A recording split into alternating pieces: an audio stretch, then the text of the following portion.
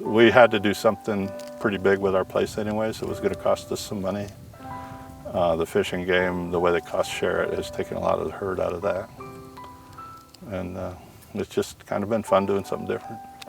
Jim Fredenberg has farmed this property on the edge of the Palouse country near Troy, Idaho for 40 years. But the last few seasons, Jim has been working with Fish and Game's habitat biologist Andrew Mackey to transform some fields from what Andrew calls a monoculture, or single species of grass, to a diverse seed mix.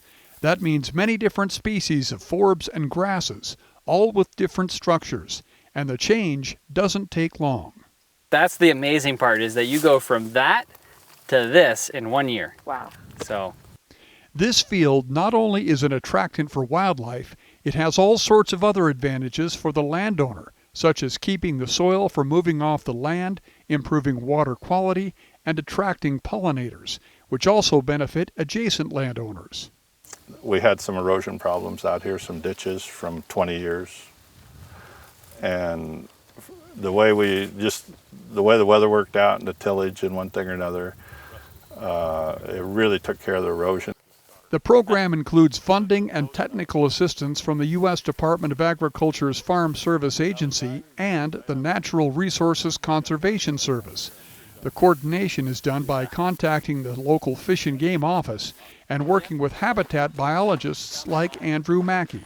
So we want to make it as easy as possible for landowners to want to do these projects. We'll do tree plantings, we'll run a seed drill.